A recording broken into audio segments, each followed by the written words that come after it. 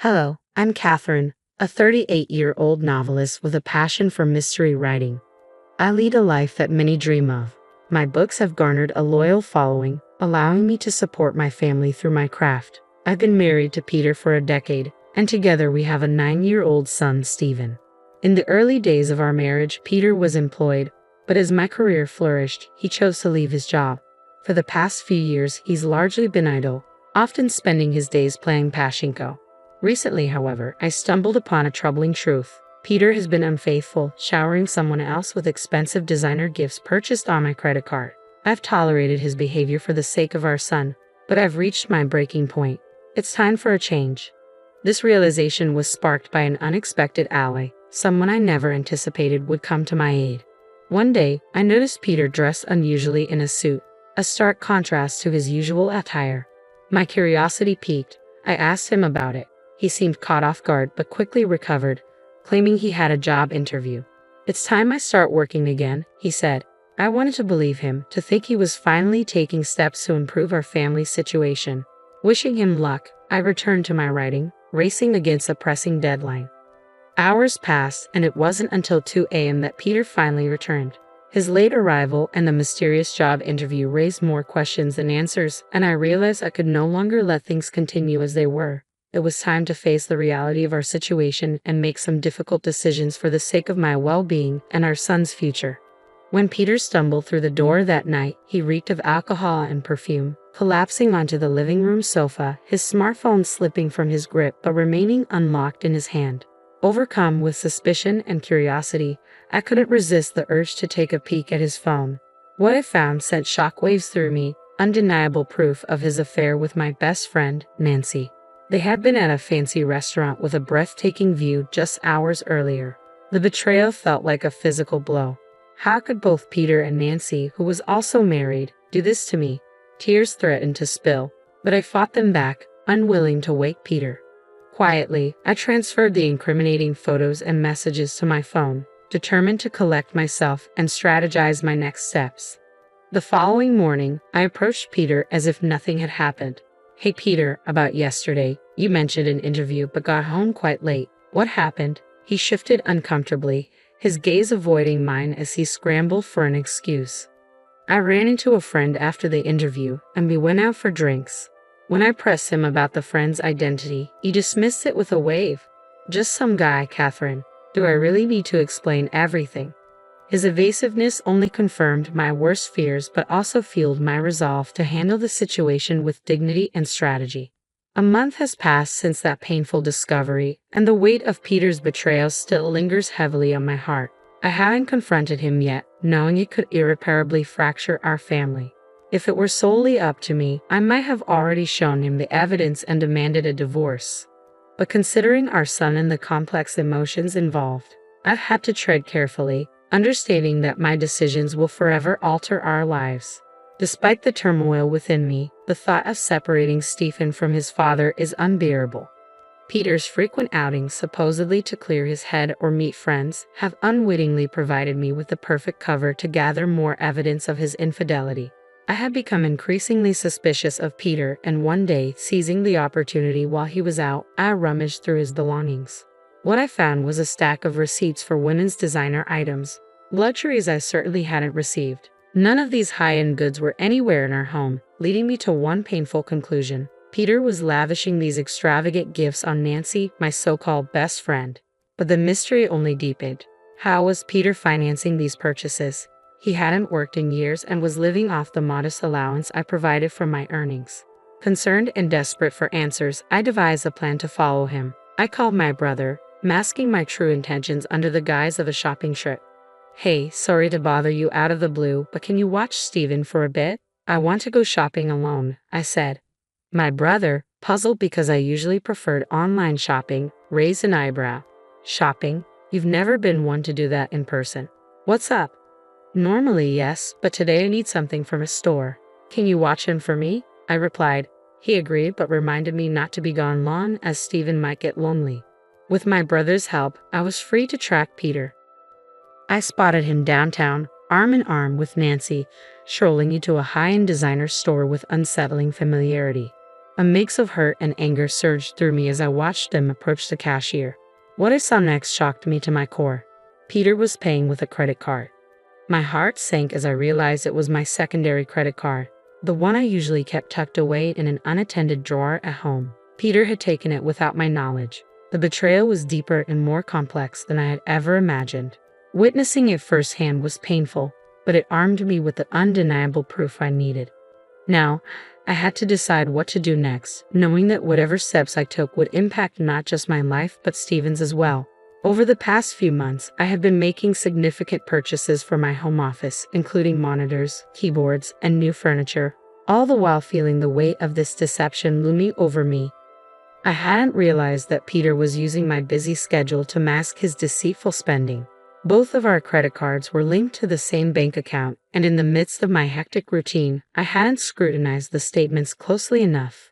This oversight now haunted me, making it painfully clear that not only was Peter unfaithful, but he was also misusing my funds to shower gifts on his mistress. Any remaining affection I felt for my husband evaporated in the wake of this revelation. While part of me blamed myself for not noticing sooner, I found it impossible to forgive his betrayal. I had managed to snap some clear photos of Peter and Nancy together before heading home, my mind boiling with anger. In the following days, my thoughts turned to revenge. I frequently checked Peter's computer, knowing he left it unlocked and easily accessible when he wasn't around. Digging into his communications with Nancy, I soon uncovered their plans for a romantic getaway to Kagoshima over the upcoming long weekend, a 5-day escape that seemed tailor-made for my own plans of retribution. However, I faced a significant dilemma. I needed to ensure that my son Steven remained shielded from the ugly truth about his father's actions. I reached out to my brother again, hoping he could help by looking after Steven. Hey bro, sorry to bother you again, but could you watch Steven for me during the upcoming long weekend? His response, though supportive, carried a hint of concern. You mean for all 5 days? He asked, sounding surprised. Before I could reply, he added firmly, Catherine, stop trying to handle everything on your own. Peter's cheating on you, isn't he? I was taken aback by his directness. How did you know? I asked, my voice a mix of shock and curiosity. I heard it from Steven, he revealed. Hearing my son's name in this context jolted me. Despite his young age, Steven had sensed that something was amiss with his father. This complicated matters further, as it meant that Steven was more aware of the situation than I had hoped. Now, I had to navigate not only my response to Peter's betrayal, but also how to protect my son from the emotional fallout. I hadn't realized how deeply Peter's actions were affecting Steven until my brother pointed it out. Despite my efforts to shield him, Steven had sensed the tension and pain in our household. As I grappled with these revelations, Steven, having overheard our conversation, entered the room. Mom, it's okay. I'm on your side, he said, his clarity surprising for someone so young. Are you sure, Steven? I asked, touched by his understanding and support. I don't want anyone who makes Mom sad. As long as I have you, I'm okay, he replied confidently. Thank you, Steven. And thank you too, bro, I expressed, feeling the surge of gratitude for their unwavering support. Bolstered by the encouragement of my son and brother, I resolved to take decisive action against Peter's betrayal.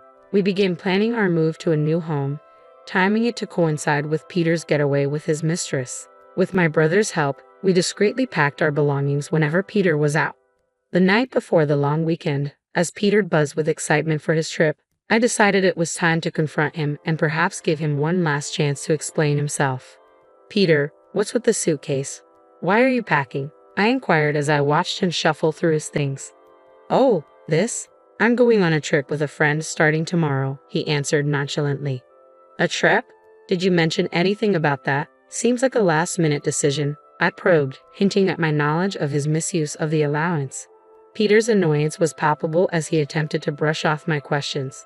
Don't talk to me about it anymore, Catherine, he snapped. I lowered my voice, pressing in further. Are you really going on this trip with just a friend?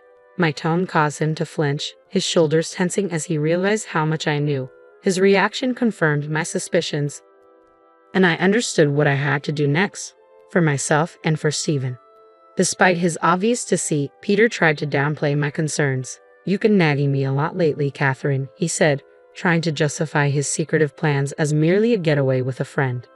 Have a good time, I shot back, my voice dripping with sarcasm as I left the room. Deep down, I wished Peter had been honest with me. Perhaps I might have considered working through our issues amicably, maybe even discussing alimony and child support despite his infidelity. There was a time when he had been my pillar, supporting me through my struggles to get my novel published. I didn't want to harbor hatred or resentment toward him. However, given the extent of his deception, I knew I couldn't just stand by for the sake of my son and my future. Ending the relationship had become inevitable. There was no merit in preserving ties with someone who had been so repeatedly dishonest. The next morning, by the time I woke up, Peter had already left for his trip. I immediately checked a drawer and, as expected, found my credit card missing. Without hesitation, I called the credit card company to report it lost and blocked any further transactions. As I managed these logistics, Stephen woke up and greeted me with a bright smile. "Mom, today's the day, right?" he asked eagerly. "Huh," I replied, momentarily confused. "We're moving to our new home today, right?" His eyes sparkled with excitement, dispelling any residual anxiety I felt. "That's right, Stephen. I've canceled the credit card, and now it's time for us to move on to our new home," I confirmed, feeling a mix of relief and anticipation. "Yeah, I'm excited for our new home," he exclaimed. With my brother's invaluable assistance, our move went smoothly, and as we settled into our new environment, I felt a powerful sense of a fresh start. Stephen's enthusiasm and resilience reminded me that no matter how challenging our circumstances had been, a new beginning was not only possible but also filled with potential. A sense of renewal washed over Stephen and me as we settled into our new life. Meanwhile, Peter's belongings were sent to the address he had specified, marking a definitive break in our lives. This tranquility, however, was soon interrupted. The next day, while we relaxed in our new surroundings with my brother's support, my phone rang. "Hello, Catherine. It's Peter. Can you transfer me some money? I've spent more than I planned and need some extra cash," he said, completely unaware that I have frozen the credit card he usually misused. "Didn't you say you were going to stick to your allowance?" I replied, my tone sharp. "Come on, don't say that. I can't enjoy my trip if you do," he complained. "Alone? Aren't you with Nancy?" I shot back, cutting straight to the heart of the matter. Peter sounded taken aback. "What are you talking about? Who's Nancy? What's going on with the card?" he asked, trying to play dumb. "It's pointless to act innocent. Your lies aren't working," I snapped, my patience wearing thin. "It's clear you've been cheating on me with my best friend. Did you really think you wouldn't get caught?" "This isn't what it looks like. It's not cheating," he stammered, desperation creeping into his voice. My anger flared, fueled by his feeble attempts to deflect blame. With my brother and son within earshot, I unleashed my fury. "Stop making excuses. You have a family and chose to have an affair while misusing someone else's credit card. Do you realize how low you've sunk?" "Catherine, let's calm down," he tried to soothe. "Calm down? How can I stay calm when I'm talking to the person who betrayed our family so thoughtlessly?"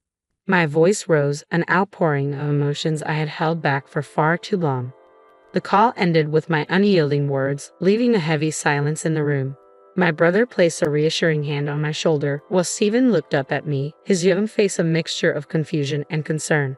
This painful moment marked the beginning of a new chapter for us, one where we could move forward from the deception and hurt. Overwhelmed with a mix of disgust and resolve, I made my feelings brutally clear to Peter. "Let me make this clear. I have no intention of forgiving you or offering any help. You and the woman you cheated with can go straight to hell. Don't you dare show your face in front of me or Stephen ever again." With those final words, I abruptly hung up the phone, cutting off the conversation. Moments later, Nancy, the woman Peter had cheated with, called me. Her voice was sharp and demanding. "Catherine, what are you doing?" she asked, her tone dripping with irritation. "Nancy, long time no see. How's your trip with your best friend's husband going?" I shot back, my words laced with sarcasm. "Shut up. Explain yourself," she snapped. "Don't play dumb. You sent Peter's belongings to my house, didn't you?" I pressed, my anger boiling beneath the surface. During our move, I had deliberately shipped all of Peter's belongings to Nancy's house, fully aware that she was the other woman. Since Nancy was married, I knew her husband would be home when the delivery arrived. I had also included a detailed letter outlining the situation, ensuring her husband would understand the full extent of their spouse's betrayal. As I yelled at Nancy over the phone, barely holding back my fury, she blurted, "Are you serious? My husband found out, and he's furious. Isn't that expected? You're having an affair, even though you're married."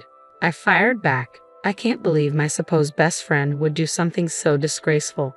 You're the worst. I'm incredibly disappointed in you." "Excuse me," she said, taken aback. "I think that's my line. You were the one having an affair with my husband. Do you think I forgive you for that?"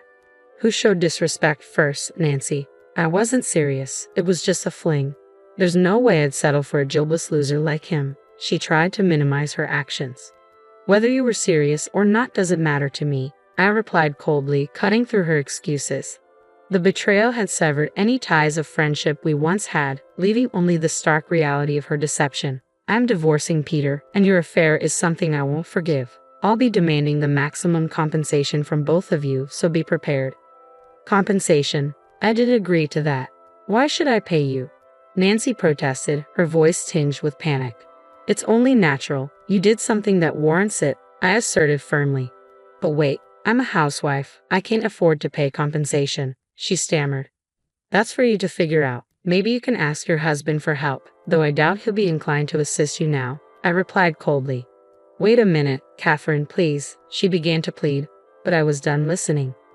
"Goodbye," I said, and I hung up the phone, promptly blocking her contact. I moved forward with the divorce proceedings through a lawyer, demanding compensation not just from Peter but also from Nancy.